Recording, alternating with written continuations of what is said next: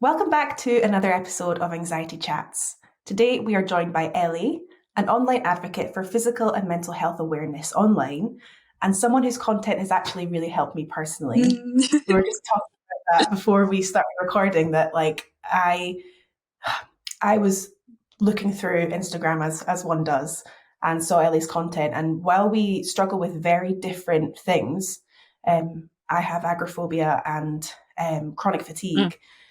So it's very different, but like all of the things you're saying can resonate with so many people, not just people that have one specific illness That's or visible I illness. definitely say that's something that I've aimed to do, because as much as I want to talk about, yes, I want to shout from the rooftops about my illness, I try to touch on confidence, I try to touch on mental health, because I don't want to alienate anybody in any sense. So it's awesome that I could say a really specific situation and I will get somebody from America, somebody from the UK, and they will each have such different stories, but they've resonated with something in it. And that, to me, it's like, okay, life mission done. That's all you could ever hope for, that somebody like, I can die happy now, that's fine. That's such an amazing thing to be able to hear. That is so beautiful. Like it totally, and maybe that's why your Instagram's really working, because I think that shines through. There's so many people online talking about various things, and I think anyone posting about anything is really cool and really brave. I think it does shine through on your Instagram, which will be linked somewhere in the description of this. Thank you. It does shine through that, like, you really care and you love it, and you enjoy making the content. Oh my God, I absolutely love it, particularly because I've always been quite a creative person. It used to be for me like playing characters, and I very much wanted to be a performer. And as I kind of settled into my illness, and once I kind of understood it a bit more, I was like, right, how can I be creative now? Because that's the thing that keeps me going. If I don't have that, then I wouldn't be able to cope. And sometimes that's just jotting down an idea or getting somebody else to jot down an idea because I can't do it right now. Sometimes it's journaling, and I'll write about different characters and different scenarios. And I kind of feel like I've combined writing, creating, and kind of playing a part with my Instagram, because obviously, yes, I am Ellie, but sometimes it almost feels like a what's it called? Like alternate personality, to be like, okay, once I'm in my pink wheelchair, I've got my Elleology hat on, I've got the tiara on, I know what I'm doing. I feel so it's awesome to know that gets out to people. And playing is so fun. Playing is something that we just don't do as adults. Like, I've only just got back into painting, and I'm like, hey, you can do anything you want. You can just play. How cool.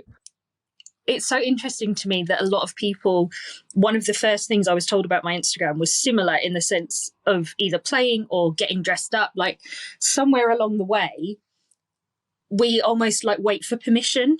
Like we're waiting for somebody to be like, you can wear whatever you want. And so that's why I joked when I first started. I was like, okay, I'm your online fairy godmother. I'm the one that's going to give you permission, because nothing is stopping you wearing a ball gown to Tesco. Nothing is stopping you. Yes, obviously you might. I'm not talking about if you're anxious or if you don't. I clearly love attention, so that's not a problem for me. But somebody will say like, I have a pink wheelchair, and they'll say, I never thought that I could like paint my wheelchair. And it's so sad that kind of thing that kids have, where, what do you want to be when you grow up? A princess. Okay, well, so do I. Like, I may be 23, but I still want to be a princess when I grow up. And it's having that ability to do something just for the fun of it. We also have a tendency to be very much like, well, I'm not perfect at it, so why would I? I'm not saying you have to go and, I don't know what an artist would do. You don't have to post your artwork. You don't have to record yourself singing or anything like that.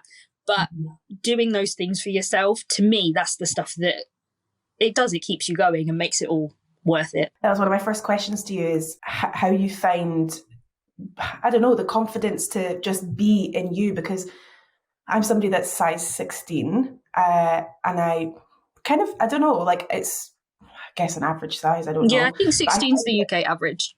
Yeah, sometimes I'm like, a lot of my friends are slimmer than me, and they're beautiful and I'm beautiful, and like we have so many amazing things online now that are just like, you're allowed to have your body, like you're like you just said, like that like it's kind of like a secret. You're like, you're allowed to love You're yourself now. allowed to say, yeah, you know what, I am hot. And particularly as British women, it's like, you don't say that. You don't own it. Even within my family, like my mum is very much here for it.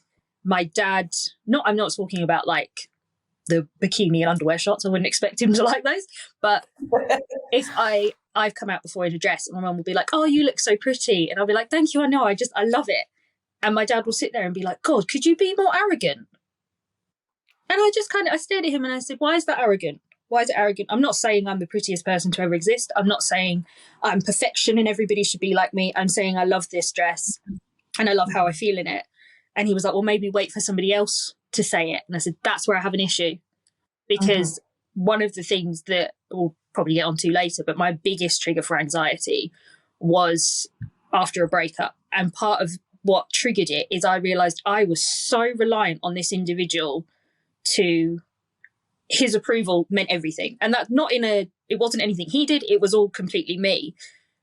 And so as I was healing from the breakup, I was like, you know what? That I am not going to rely on anybody to tell me it, whether that's my best friend, my mum, partner, whoever. I'm the one who gets to say it. I'm the one who gets to decide, because then nobody can take that from me. And Mm-hmm. it's not, I'm making it sound really easy. It's definitely not. And going back to your question about having the confidence to, I mean, I have always been a very confident person. Again, that comes from performing, but I also struggled with an eating disorder. So I definitely had the body insecurities. I've gone from a size 8 to a size 14, and now I'm like a size 12. And there's times in between that I fluctuated. But one of the biggest things for me was there was a time with my illness where I was completely bedbound. So there was about 4 or 5 months I could not get out of bed. I had to be carried to the toilet, all kind of things like that. I wasn't getting dressed. And I remember laying there and I was thinking, because you feel like you're dying. And I was staring at the ceiling and I said, when I make it out of this, there is no fucking excuse anymore. And obviously I still have moments where, like a couple of weeks ago, I was going through some throwback photos and I was like, oh my God, I look so much prettier then. Like, I look skinnier. Why don't I look like, again, my best friend is, you think of like Gigi Hadid, she has that kind of figure, whereas she constantly sits there and is like, yeah, but you look like Kim Kardashian and I want that figure. So you're never gonna, be happy with what you've got. But for me, there was a time where it felt like my body was taken from me. And I am so, so grateful for everything that it does. I'm not going to punish it anymore. And that's my aim. I'm not saying I do that all day, every day, but it just kind of made me feel I wasn't close to death or anything like that, but it gave me that kind of scare of, that's how precious life is. Tomorrow you could walk out and be hit by a car, and if you survive that, you could lose the ability to walk, you could lose the ability to have any feeling below your neck. And it just kind of gave me a jolt to be like, why the fuck am I not doing everything? Am I allowed to swear? Sorry, I keep swearing. Yeah. I didn't realise how bad I am with swearing till I hear it back. Yeah, it just made me think life is so, so precious. So I don't always sit there and think, you know what, I'm so hot, I'm going to post this. There's, like, I did one recently and I have a lot more stomach fat than I used to. And I was always kind of, in my family, I always had the tiniest tummy. And then I grew up and, started eating enough, and that just disappeared. And I don't sit there and think, oh my God, you know what, that's so fucking hot. I'm not at that stage yet. It's more, I think I don't give a shit, because it's not there. Like, I could die tomorrow. I'm not going, nobody's going to be like, and Ellie's stomach rolls were beautiful. Like, that's not going to be the thing they remember. And it's not going to be the thing No. I remember. So I guess that was one of the things of why I started posting, because I don't want everybody else to have a scare, whatever your situation is. I don't want it to sound like I was near death, because I wasn't, but it felt like it. It felt like Yeah. oh my God, this might be my kind of death sentence. And I don't want it to take that happening for you to learn the lessons I did. I kind of want to be able to tell people, again, it's that sense of permission of being like, you can, Mm-hmm. and that reassurance. So yeah, I guess came from being scared you were going to lose that ability to Yeah. be a young woman, to get dressed up, to do any of those things, that I was like, why am I not doing that every chance I get? So now I do. Well, it kind of brings me on to like invisible illness compared with visible illness and how people view. I've never had a visible illness. I've never used AIDS or anything like that. So people, for me, I think kind of are like, yeah, but you could Yeah, but just, you're fine, aren't you? you are. But then I imagine there's also difficulties when you are a wheelchair user of people being like, I don't know, of people assuming that you can't do things maybe. So is Yeah, there, have you noticed that? it's when I didn't have any mobility aid. So I got sick age 16, and I wouldn't have considered myself chronically ill or sick until I was about 19, because I was still doing everything I wanted. You are still chronically ill at that point. I just hadn't taken it seriously. And then age 19, I got a reactivation of glandular fever, and that just wiped me out. So I had to start using a walking stick. And I remember ordering one and just staring at it on the floor. And I was like, I don't want to touch it. I don't, because once I do, now I'm ill. Now I've always been very, very strong, like physically. I am not going to be viewed as weaker or anything like that.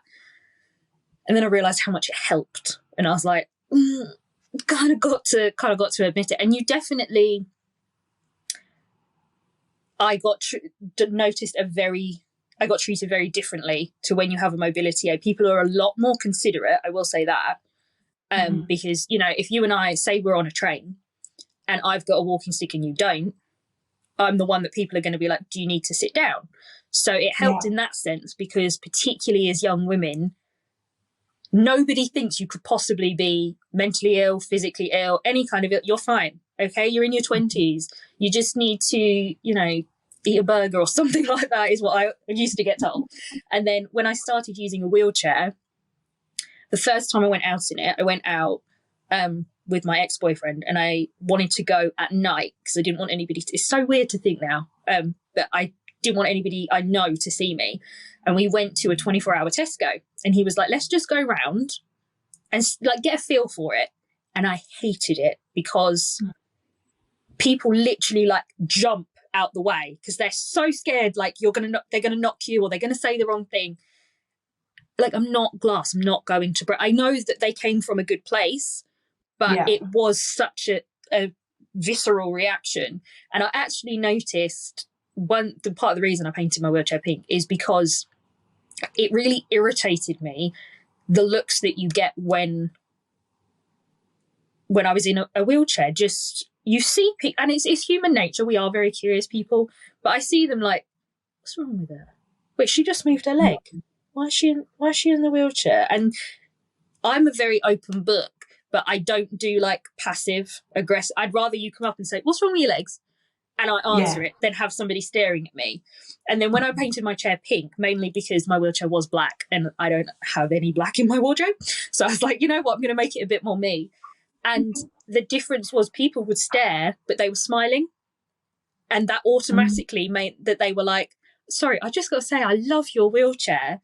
So it's, you do get treated differently. And I have been very fortunate that in my experience, it's all been very nice. Like, I had a little girl, she was sat in the trolley and I was waiting in my chair with my sister, I think. And we were waiting outside the pharmacy. And this little girl, she couldn't have been older than like 3, was chatting to her mum. And she went, Mummy, what's that? And she's pointing at my chair. And you could see the mum being like, that's called a wheelchair. And she's like, why is she in a wheelchair? And you could see she was getting so uncomfortable because she wasn't being quiet.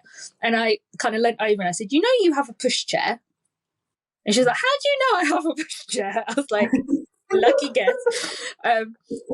I said, you know how when you get tired, you need to get in your pushchair? She was like, yeah, my legs get tired. I said, so do mine.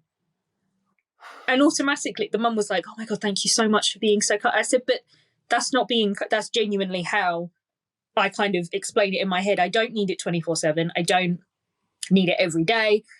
Sometimes I should have taken it. Sometimes I take it and I didn't need it. But it is essentially I get too tired. And that's where you do run the risk of people almost like babyfying. What is babyfying? It's not a Yeah. word, but like making you seem like a child. But I haven't personally experienced that yet. I do know a lot of people that do, but I'm quite fortunate that, I guess also because we live in a world where political correctness is so like Mm. prevalent. Nobody wants to say the wrong thing, Yeah. which, yeah, I'm very fortunate. I haven't experienced any kind of nasty encounter in my chair, but I know a lot of people that have. Um, in my experience, it's yes, I have been treated differently, but it's from a considerate perspective. It is just, it's crazy how much I'm not thinking about being in the chair or having my stick, but other people are. They suddenly register she might be struggling to stand. Whereas now I find myself looking at people without mobility aids and I'm like, are you tired? Do you need to sit down? Do you have a chronic illness? Because it shouldn't take the mobility aid to be more considerate, but Yeah. particularly, I don't know if you find it, but for our age group, you don't have that kind of same consideration, even down to like if I'm with my nan, she will obviously be offered a seat before I am, and she'll turn around and be like, I'm actually fine. I'm going to give it to my granddaughter. Then everybody thinks I'm the bitch that's taken a seat from my nan, when it's Yeah. actually, no, I just need it. She is actually okay right now. So, 100%. Like there's been times that, I've been on a bus and I've sat in the disabled spot, and because I've been like, I know I am not well right now, but I think I've definitely had a lot of people being like, and family members and like lots of people that know me mm, being like, how dare you? And also a big thing is, because I've got agoraphobia, sometimes I'm like, right, I'm just going to be really brave today and I'm going to go to this shop and I'm going to really try really hard. And I sweat my way around and I manage it. But then people will be like, I thought you couldn't do that. The main And I'm like, difference that you almost, that's a massive trigger for my anxiety, is feeling the need to almost, you know, if you've got like a television advert and they have the asterisk and it has down the bottom, that's what I feel like I need to do. Like, yes. one, sometimes I can't do it, sometimes Mm-hmm. I can, and I might be okay, and sometimes I can, but I will always suffer for it. And that is, Mm-hmm. people just cannot get their heads around that. The whole idea of a dynamic disability or invisible illness, that, do you not think it's fucking frustrating for us that it always fluctuates? I don't, that I would love to be able to work, for example. I would love to, because I used to love the feeling of earning your own money and, you know, being out in the world. But I don't have the stability. Imagine how annoying that would be to my manager to, Mm-hmm. can you do this? Well, to be honest, I don't know. I don't know if I Yeah. can. I might be able to. It might be a pain in the ass. It's not consistent. And so people, like recently, I had quite a bad anxiety flare about a week ago because it's my birthday next month. I'm going to Disneyland and I'm so excited. And it's been a long time planning, a long time coming. And I got a message from somebody and she meant it completely. I don't think it was ill intention at all, but she said, I'm so glad that you're better, that you can go to Disney. And all of a sudden I was like, oh my God, everybody thinks I'm not representing my illness because everybody thinks I'm here. And I went down a massive spiral. And, you know, after talking to my best friend and my mum, who both have anxiety, we were talking about the fact that, one, the hardest thing to accept is you cannot control other people's perspectives. I like to think I show a lot of behind the scenes or what people might not see, and show how I actually feel. But also, you could put anybody in front of the Disney castle in a cute dress and have the photo taken. What's the rest of their day like? Yeah. Do they collapse right after? Do they have to? Again, my mum was saying, like, but when you compare it to somebody who is of full health, they haven't looked up wheelchair rentals. They haven't planned out, okay, what's our maximum like step counter? What's our limit? What we're not massive ride people, but like, what rides could you do? Because if I can't do that one because that would affect me too much. And I'm not severe, so I am in a fortunate position where I can do those things, but it's also not as easy as everybody seems to think. Because like you said with your example with like going to the shop, they'll see that. They don't see the before, they don't see the after. You've gone to the shop, so you're fucking fine. Yeah. And it's infuriating because I want to go up to each person and explain the whole thing. But I do believe that some people, no matter how loud I was, they would still be like, yeah, but you're going to Disney. Yes, I am. And I'm very lucky and I'm so excited, but that doesn't invalidate my illness. For all I know, I'm going to get there and can't get out of bed all day. Like, there's no knowing. But again, it comes back to the whole, like, life is so short. If I dropped dead Yeah. tomorrow, I probably wouldn't be up there. I'd probably be down there. And I'd be like, I didn't, like, let's be real. I couldn't, I didn't go to Disney because I was scared other people would think I wasn't. That's not good enough. I Yes. need to go. I don't care. You're filling me with so much warmth and telling me Don't, now. you're going to make me cry. Just because, like, I was 10 when I first started having panic attacks, and I'm 28 now. So it's been a long time, and I've gone through various stages throughout the years of like being like so angry at everybody because I'm like, do you think I've chosen this? Yeah. What is wrong with you? And then times when I've been like guilty and being like, my poor mum and dad, like they have to watch me being ill, and like that must be really hard. And people come up to me being like, your poor partner, he can't go on holiday with you. And me being like, you get like, I don't know about you, but I flip really quick. So I go from, I feel so guilty, my parents feel that way. Whereas then when somebody says to me, oh, that must be so hard for your mum, I'm like, well, what about me? Do you not think it's hard for me too? I'm the one that's experiencing it. Totally. And there's the whole thing of you're too young to, you're too young to go through all of this. Or like thinking I'll miraculously recover and be like, well, you're only young, and so you'll there grow might out be of this. it. You'll be fine. Exactly. Yes, but what if I'm So not? many What if I'm not? misconceptions. There is also the possibility. I'm not.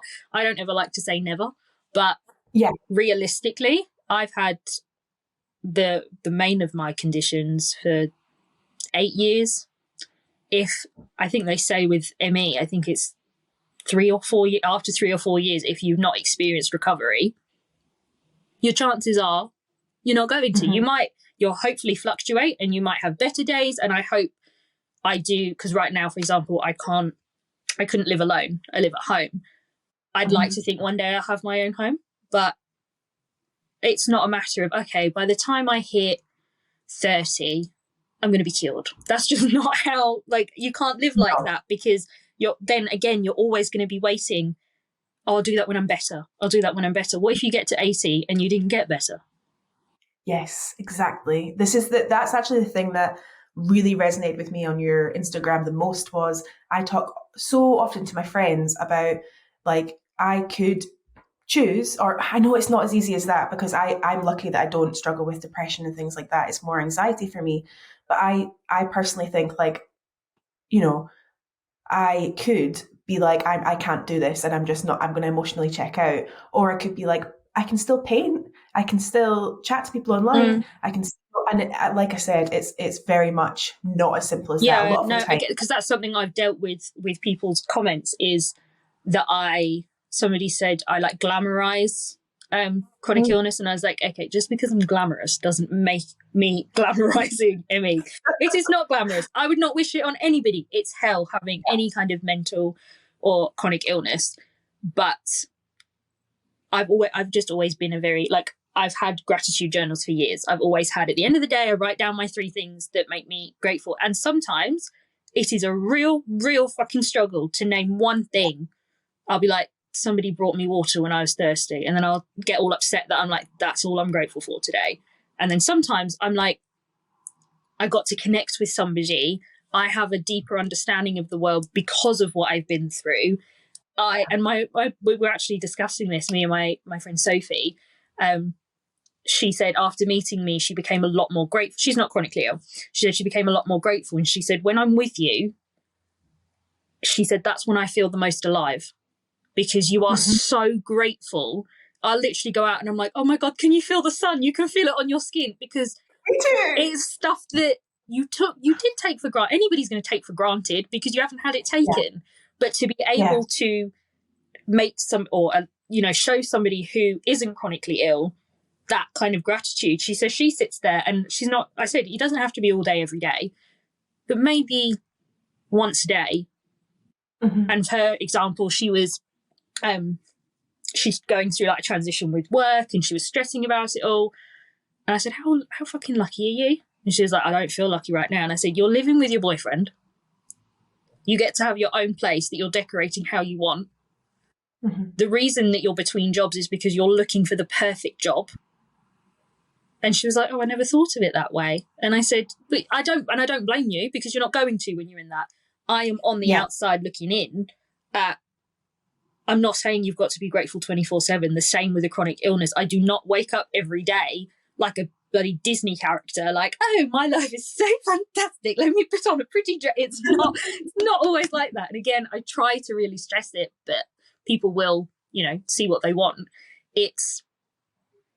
There is so much to be grateful for, and that's just how I manage. That's how I keep going. And it's not, like you say, it's not as easy as every day you wake up and think, I can still paint, I can still do this, I have a really, deep connection with this person. Sometimes you do just want to like throw it all in. For me, the biggest thing I've learned with being positive, I know people hate that word, is not it's all great, it's one day it will be great again. Mm-hmm. And what you define as what's great. For me, it's, I know one day I will be going outside again. And that might be a short-term goal. That might be really unrealistic for some people right now. It's having that hope, because I'm not being funny without it. And I do struggle with depression. And mine is more, I don't know what the right term, like a chemical thing. It's not, I haven't found it to be situational, which even when I went to the doctors and I said, I just feel numb. Mm-hmm. And I said, the reason I say numb is I am not anybody who knew me before would be like, she's so loud, she's so expressive, I feel everything. So to suddenly feel like you could tell me the worst thing in the world, I don't feel anything. And she was talking about like, she actually thinks it was because I had COVID and that can alter the brain chemistry, which I didn't know. But she said, well, it's understandable in your situation to become depressed.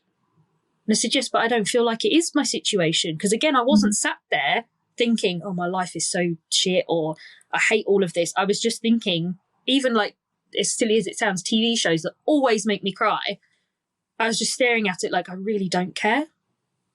And that, to me, for me, it was medication that helped. But being in that mindset where I didn't feel any kind of gratitude, I didn't feel any kind of happiness, even then I sat there like, well, at least I don't feel devastated, because I don't have the ability to right now. And once, for me, it was a matter of I got on the right medication and my, things balanced out.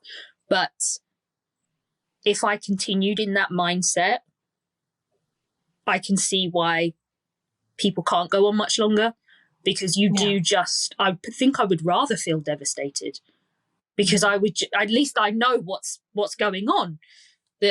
That's why I think having that, I always call it the attitude of gratitude.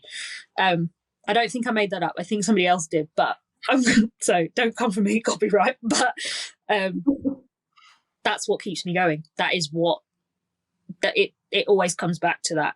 And that's what makes all the suffering. I'm not going to say the suffering worth it, but it is the silver lining. There is always one to be found. I truly do think that. I do too, and like literally everything you're saying is exactly my mentality on it as well.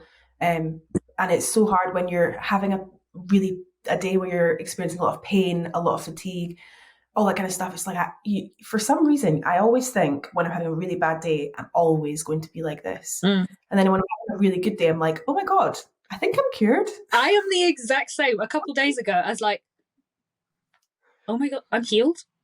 Like, I've had 2 good days.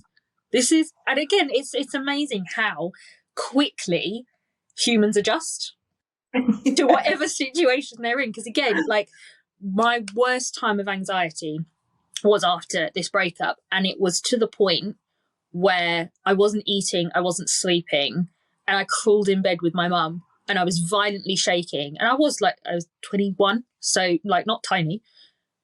And she was like, I don't know how to help you. I don't know how to. And it was like my body was in constant panic attack mode. And then I was like, so this is my life now.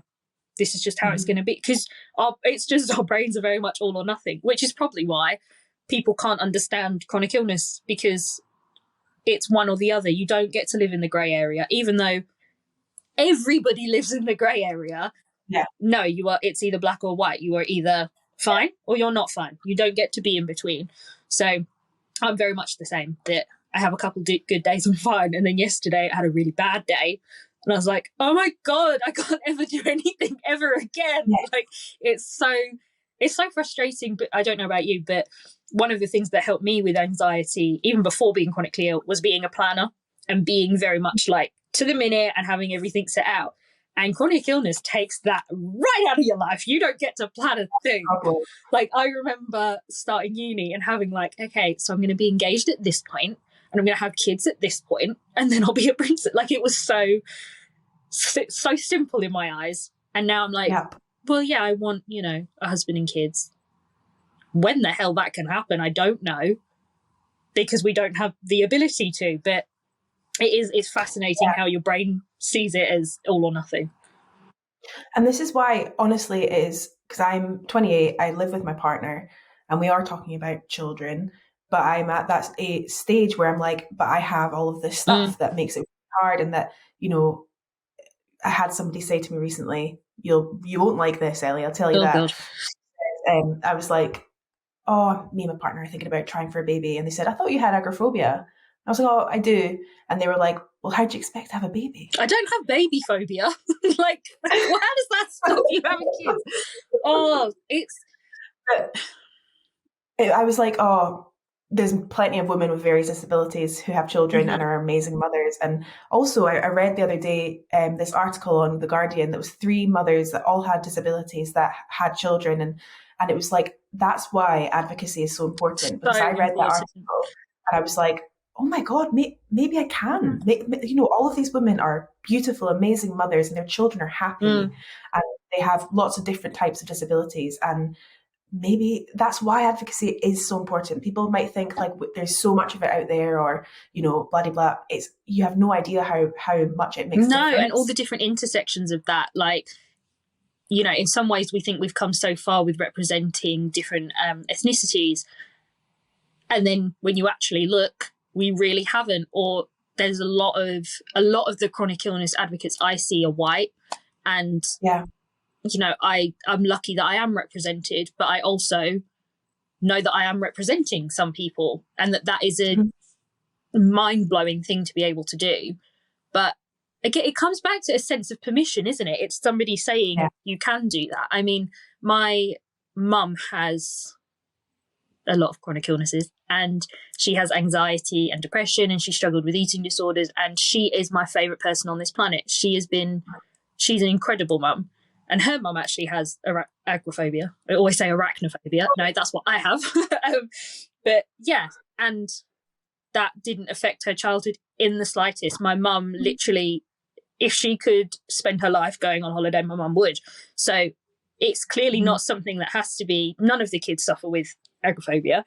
So, I hope that reassures you in some sense. But I think, I don't know, it's that all or nothing. If you can either be the perfect mum, as in you run the house, you work, you pick up your kids straight from school, you give them the most nutritional stuff, even though no mum on the planet actually does all that. And that for some reason, if you have some kind of chronic illness, you can't measure up. That, I mean, because I know there are people with ME that have said they will not have children because, I mean, it depends. If you are very severe, I'm not even sure you could carry if you were that severe, because these are people that are tube fed and that can't, have lights on in the room. Whereas there are some people that get pregnant with ME and their symptoms vanish for the 9 months the baby's here, the baby's growing. And I actually think that because of all my different illnesses, fatigue is a massive one, because I'm picturing now, like if I had a baby and you had the kind of fatigue that I know where you physically cannot care for the child, that's very different than I'm in a position where, well, hopefully you have, somebody whether that's a partner or whoever, who is your support system that can take over when you can't. But I actually think because of all my symptoms and because of all that I've been through, that's what's going to make me a better mum. Mm. Because one of the main things is knowing when to rest and knowing when to let your kid. A lot of people with, children are always like, oh, they have to be the best at everything. They go to language class and they go to martial arts and they go to dance, and then I might let them sleep. It's my kids are going to, I was going to say my kids are going to be so lazy. They're not going to be lazy, but Mine are. but have the ability to be lazy and not, I Yes. actually think I think your kids would be very lucky to have you, because those things that you've learned, and anxiety Mm. being a massive part of that, knowing that somebody gets it. Yeah. Like, I can't think of a better parental figure than that, right? If somebody hasn't been through any of those things and then your kid did, you probably would be like, what the hell am I supposed to do? Whereas you would be better prepared for it. So Yeah. Maybe I need that as a soundbite on my phone. I'll I just can call just you listen. whenever you need like the boost. I'll just be like, okay, therapy session, time to remind you what a bad bitch you are. Oh, I'd be so lucky, Ellie.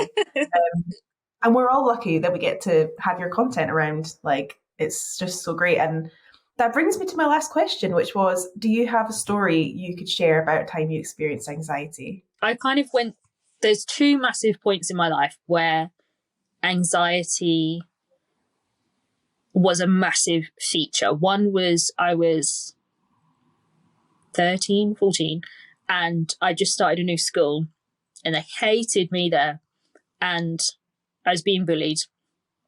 And now it's so funny because you can, hindsight's 2020. I can look back and be like, why didn't I just slap that bitch? But you don't think that when you're in that mindset.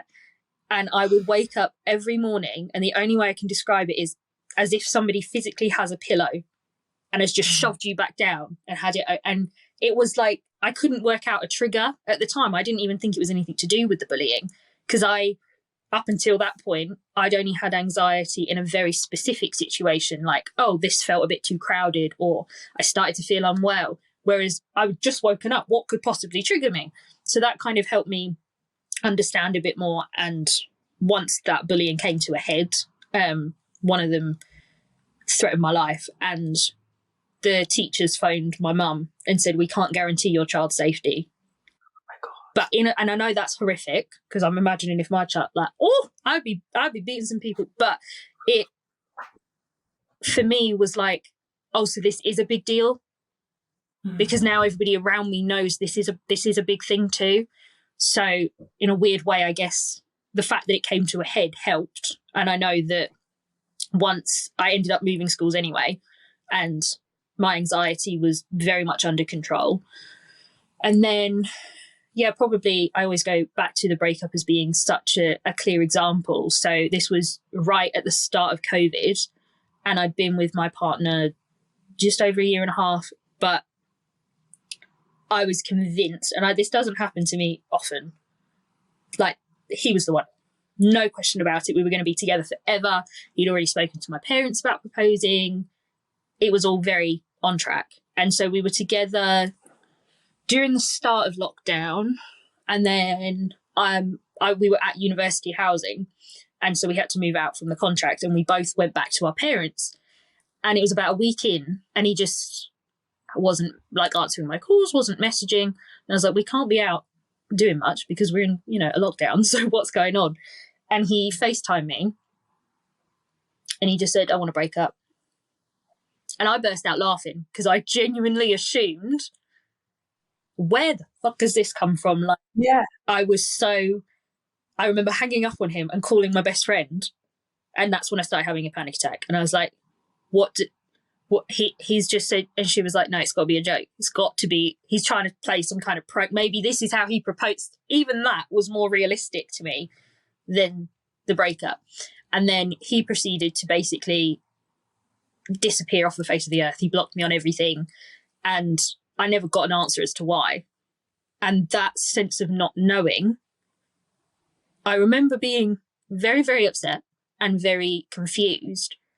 And then, it sounds so dramatic, but for the first kind of month after the breakup, I was convinced nothing was certain. Nothing. Like, I remember turning to my mum and saying, so when are you going to leave? And she was like, you couldn't get rid of me if you tried. And I was like, yeah, but he said the same thing. And I just, now it does seem ridiculous, but I was so like, the sky isn't blue. Like, nothing was certain. And it was after, I think it was about 3 or 4 nights when I hadn't eaten for those days. I wouldn't sleep without my phone, even though I knew he'd blocked me in case he called, curled up with my mum.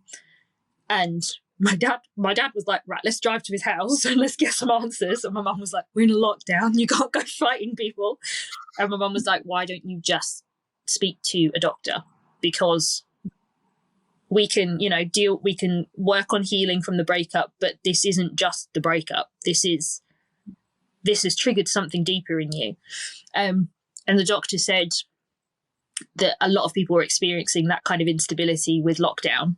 And she said, I'm going to start you on a very short course of, I think it was sertraline. Yeah. The lowest dose. And in my case, that, I know a lot of people don't like that medication. I didn't take that for depression. I took that for anxiety.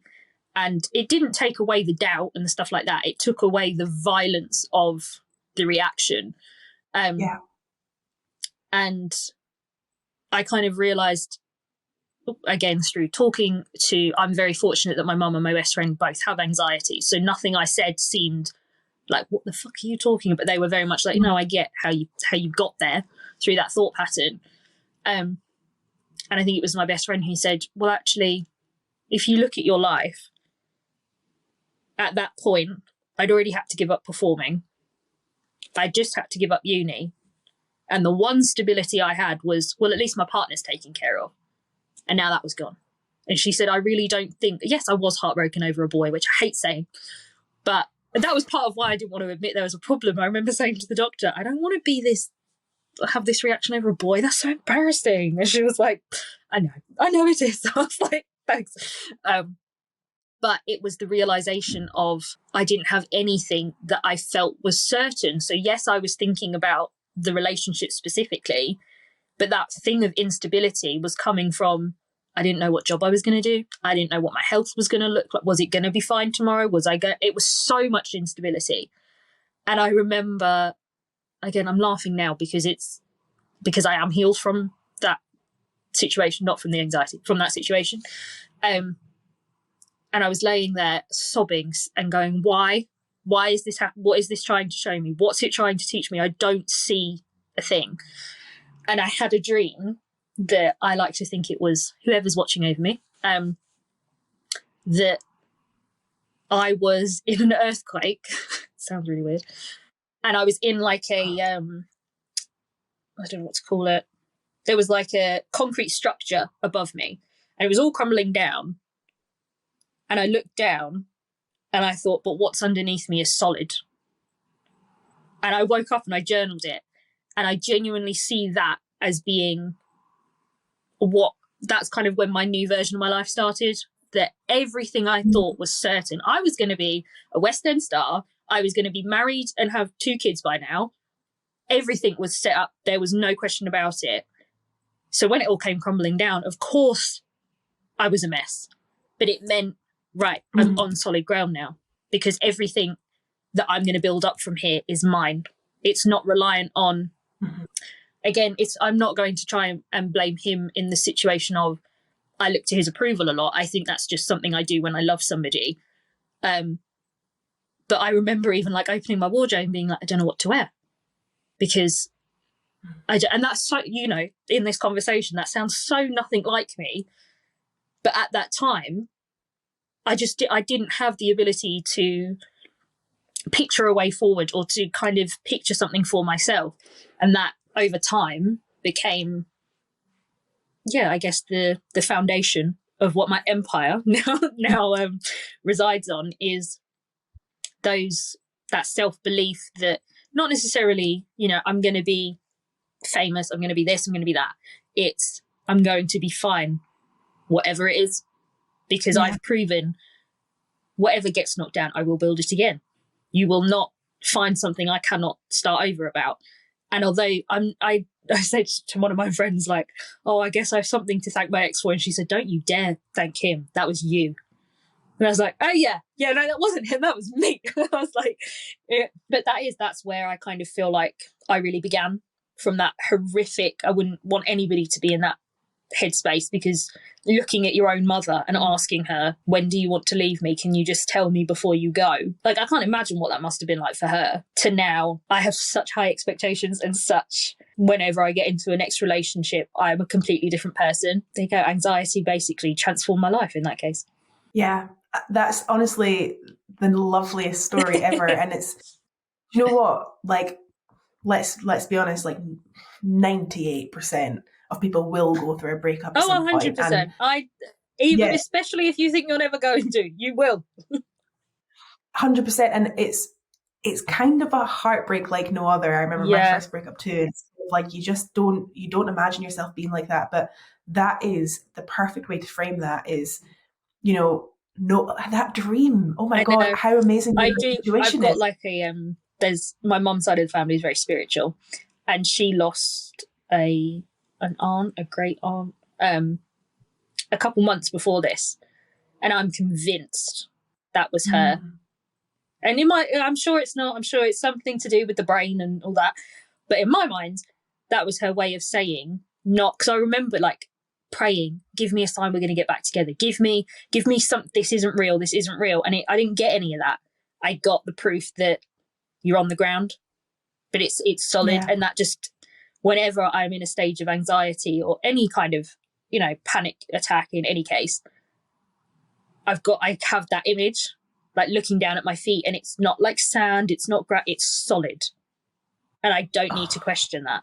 I love that. I'm actually going to start using Do that, and I it. hope It's anyone such a listening. it's a very literal way of grounding yourself in anxiety. That Yeah, not You don't have to picture anything past your little square, yeah. but that is where you are.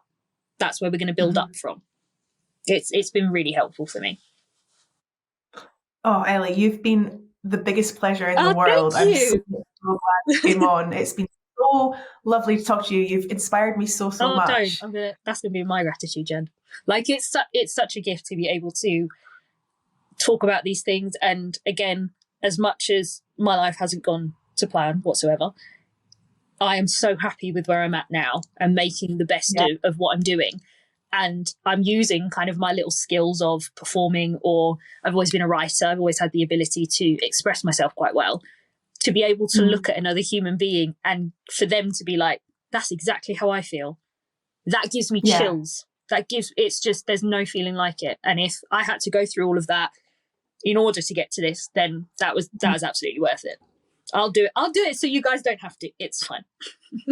Totally. And also when people do inevitably go through Mm. breakups, go through illnesses, go through, it's just so nice that there's people there. I wish that you'd been there when I Mm. was little, like That going was through that was like the main breakups. reason I wanted to start an account, because I didn't, even once I had, before the breakup, before he was even in my life, when I had the diagnosis, you don't get given a book that says, okay, and if you follow these people, they'll give you examples. And any ones I did find, it was the horror stories. It was, they got worse, or this person's died from this. And you just think it is like a literal death sentence. I sat there and thought, this is it.